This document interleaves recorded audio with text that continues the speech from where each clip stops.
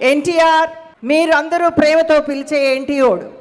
ఈ ఎన్టీఓడు ప్రజల గుండెల్లో, పేద ప్రజల గుండెల్లో నిరంతరం నిలిచినటువంటి ఒక దేవుడు. కాబట్టి అలాంటి ఒక కారణ జన్ముడికి ఈరోజు శత జయంతి నడపడం, మనమందరం ఆయన్ని గుర్తు చేసుకోవడం మన అదృష్టంగా భావిస్తున్నాను. ముఖ్యంగా నేను ఆయనని 3 దశలుగా నేను ఆయన్ని కలవడం జరిగింది. ఆ అనుభూతి నేను మర్చిపోలేను. చిన్నప్పుడు నేను ఆయన ఫ్యాన్గా, ఒక చిన్నారి ఫ్యాన్గా నేను ఆయన కలిసేదాన్ని. పెద్ద అయిన తర్వాత అడవిరాముడిని కలిశాను.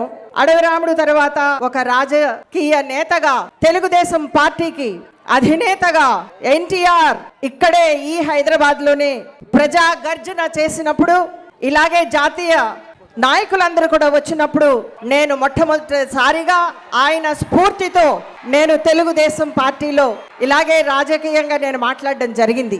కాబట్టి ఆయనతో కలిసినటువంటి ప్రతి అనుభూతిని నేను మీ అందరికీ మీ ఆశీర్వాదం అనుకుని, మీ అందరి ఆశీర్వాదం తీసుకుని నేను ఈరోజు ఇక్కడ నాకు మాట్లాడడానికి అవకాశాన్ని ఇచ్చినందుకు ధన్యవాదాలు తెలియజేస్తున్నాను.